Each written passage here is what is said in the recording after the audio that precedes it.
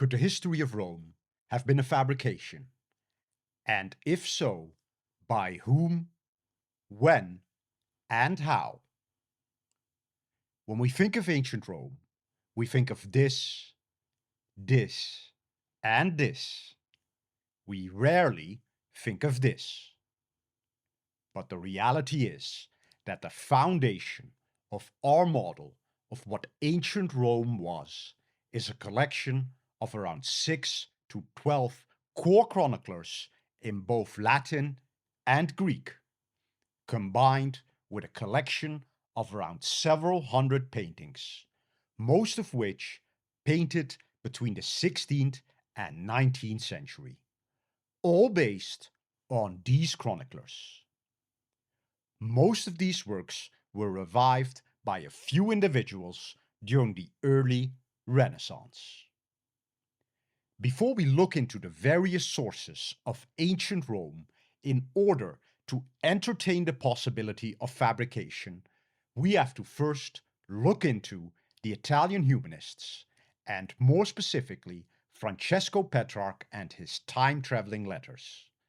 This is a fundamental keystone character in Western history, and there are a couple of very interesting anomalies associated with him.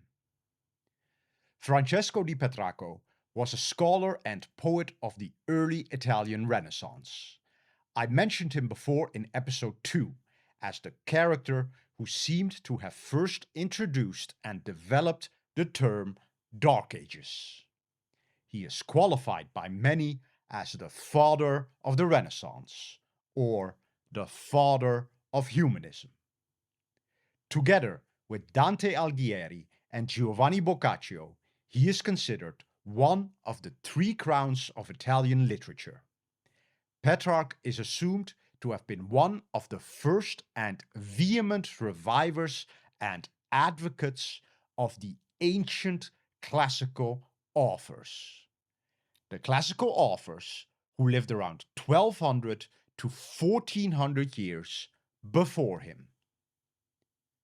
Allegedly. Petrarch was considered to be a manuscript hunter, and his rediscovery, or maybe discovery, of Cicero's letters is often credited with initiating the 14th century Renaissance. Apparently, Cicero's letters to Atticus, Quintus, and Brutus were discovered by Petrarch in the chapter library of Verona in 1345, where no one had been aware of their existence, and Petrarch just seemed to stumble upon them. This Verona manuscript was then copied by Petrarch, and this copy formed the basis for the 14th century Renaissance. The original Verona manuscript was then, depending on the source, either lost by Petrarch or disappeared from the library in the late 14th century. Leonardo Bruni, a friend and contemporary of Poggio Bracciolini, makes the following description. Francesco Petrarch had been the first who could understand and bring into light the ancient elegance of the style that had been forlorn and forgotten before.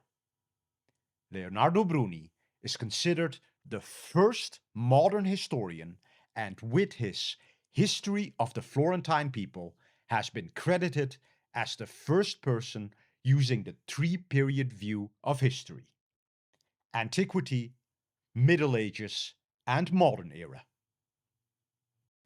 History of the Florentine People based itself to a large extent on the model of Titus Livy. It presents Florence as the new Rome and heir to the ancient Roman Republican values.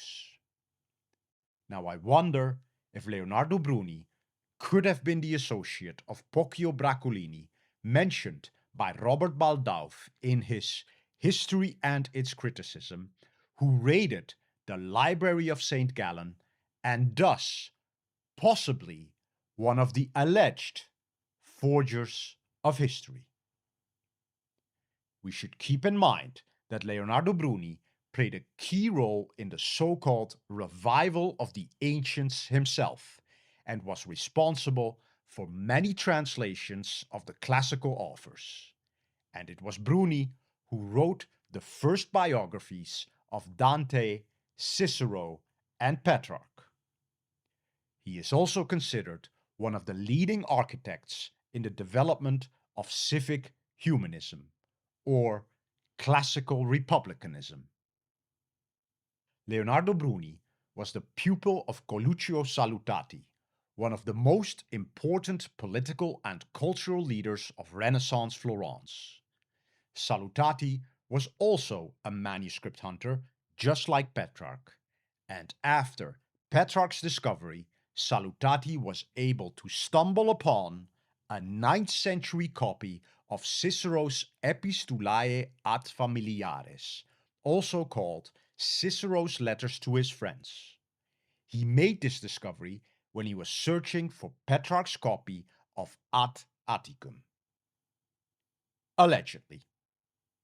Due to this discovery and his refined mastery of Latin, Salutati's nickname became the Ape of Cicero.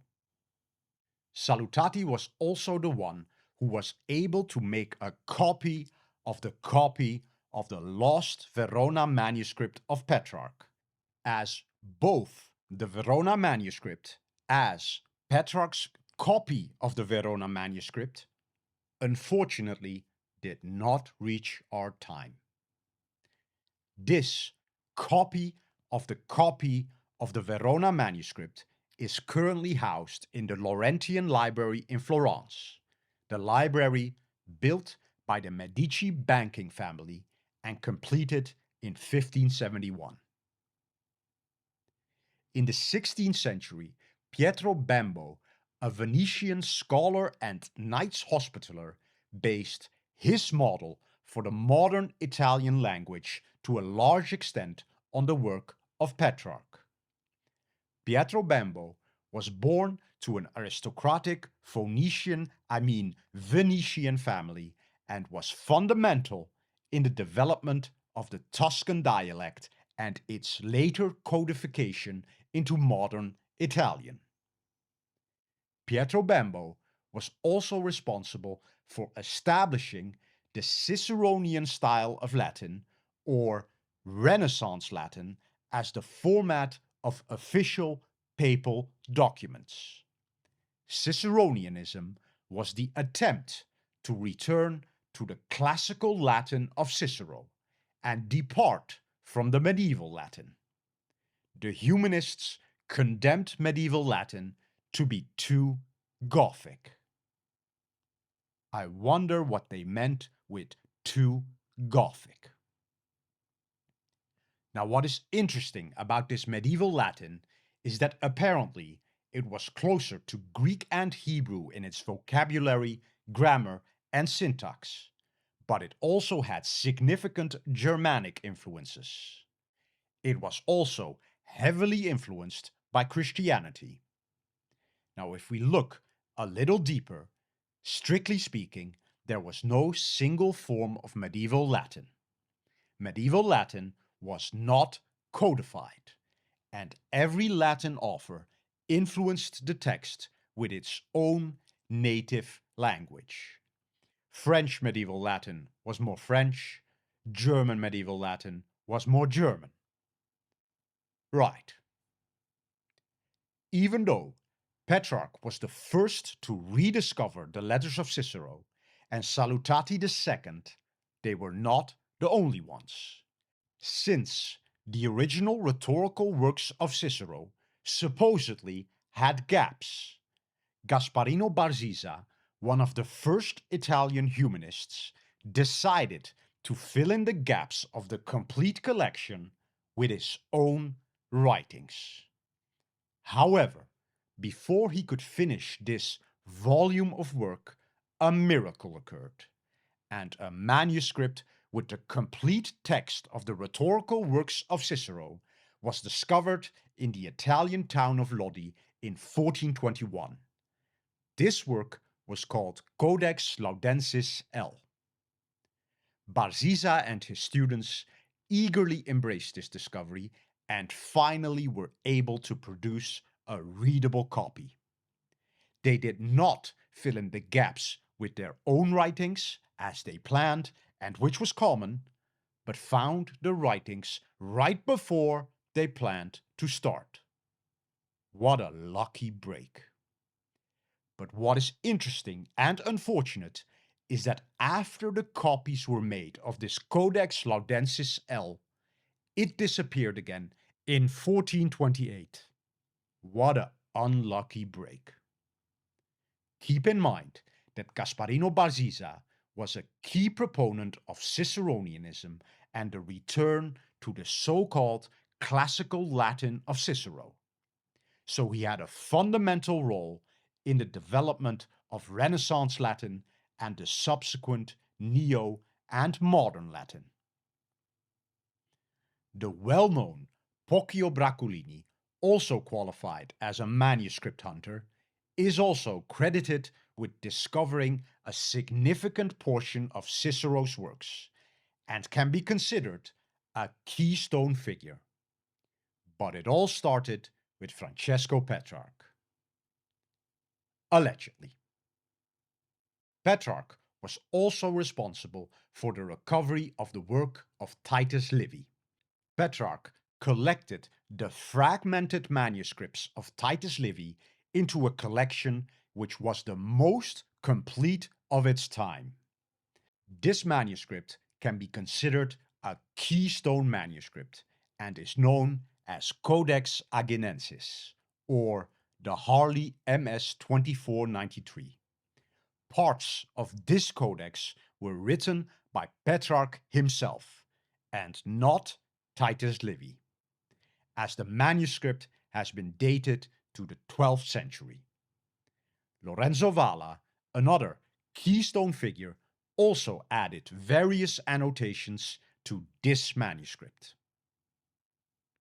History of Rome, or Ab Urbe Condita, is considered the most fundamental work on Roman history, and it describes a period of 700 years, from the founding of the city up until the death of Nero Claudius Drusus during the Augustan age.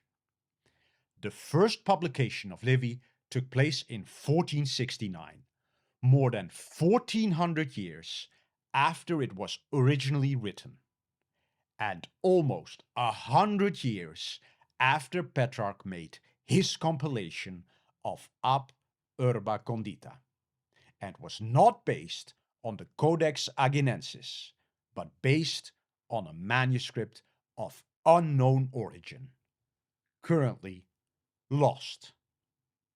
A discovery of 5 more books of Livy occurred in 1527 in Hessen, Germany, by Simon Grinaus, a theologian of the Protestant Reformation. Now apparently, Petrarch actually wrote a letter to Titus Livy, as if to a long-lost friend, telling him, "We know that you wrote 142 books on Roman affairs. With that fervor, with that unflagging zeal, you must have labored. And of that entire number, there are now extant scarcely 30. Now Livy lived 1300 years prior to Petrarch. Right. Petrarch took thinking about the Roman Empire to a whole new level. And I wonder if he expected his letter to Titus Livy to travel 1300 years backwards through time. The work of Titus Livy is again one of those works which seem to disappear during the Dark Ages and then reappears magically during the Renaissance, after a period of more than 1300 years. The work that Petrarch did to assemble and critically annotate Livy's surviving books influenced the way it was read by later scholars and paved the way for its entry into libraries and schools, and thus our very fundamental concept of ancient Rome. In 1337, Francesco Petrarch visited Rome for the first time, but during this trip, Petrarch was experiencing great difficulty in matching the monuments he expected to find in Rome to the monuments he found. Either the monuments had disappeared or the vaguest traces remained. The question one could pose here is, could it be that the text he was basing himself on was referring to a different city altogether? Another city built upon 7 hills, maybe even a different Rome. We all know that there is a second Rome to the east, close to the country of Romania, with a Greek community of people calling themselves the Rum. The city founded as the new Rome to become the new capital of the Roman Empire by Constantine the Great in 330 AD. Allegedly. The relevance of Constantinople or New Rome is not to be underestimated, as conventional history states that after the fall of Constantinople in 1453, or the fall of Rome, many of the Greek texts made their way to the Latin West and accelerated the Renaissance. This period was qualified as the revival of letters, or the revival of learning, and it was when the West moved away from scholasticism to humanism. This revival of letters started a few years before the fall of Constantinople, during the Council of Florence in 1438, and the visit to Florence by the Byzantine Emperor John VIII Palaiologos. The emperor was accompanied by Cardinal Bessarion and Georgios Gemistos Platon, who some call Plateau. Others call him Plato. Another interesting fact and coincidence regarding Petrarch is that Petrarch could be considered the first numismatist and collector of ancient coins. So it seems that the history of numismatics, just like the history of ancient Rome, the recovery of the works of Cicero, the beginning of Ciceronianism and the subsequent return to classical Latin, the foundation of the modern Italian language, the concept of the Dark Ages, and the beginning of the Renaissance all start with Francesco Petrarch in the 14th century. When we start to analyze this era of the rediscovery of antiquity, or Renaissance, we see that there are actually only a handful of rediscoverers of Cicero and the world of classical antiquity. And these discoverers are the famous Italian humanists, which we can divide in a first generation and a second generation. Petrarch, Boccaccio, and Dante belonging to this first generation. Poggio Bracciolini, Leonardo Bruni, and Gasparino Barizza belonging to the second generation, while Salutati forms a kind of a bridge between these generations. And it seems that many of these discoveries happen in a rather random manner. The main thing which can be concluded is that our entire written conception of ancient classical Rome and the Renaissance or rebirth that followed stems from the writings of Francesco Petrarch and his discovery of Cicero's letters and his compilation of Titus Livy. Unfortunately, Petrarch himself did not leave any evidence regarding the dating of the antiquity of Rome and its placement in history and a chronological timeline. as he seemed not to concern himself with the chronology and the dating of the Roman civilization. Keep in mind that the 50 centuries timeline of Joseph Scaliger had not yet been established. Now, could the work of this so-called first generation of humanists have been distorted, either during the Council of Trent or possibly by the second generation of humanists like Poggio Bracciolini, who also has some more accusations under his subspecies? Some would say that would be absolutely impossible. Others would say, in the presented context, that could be the case. It's entirely possible.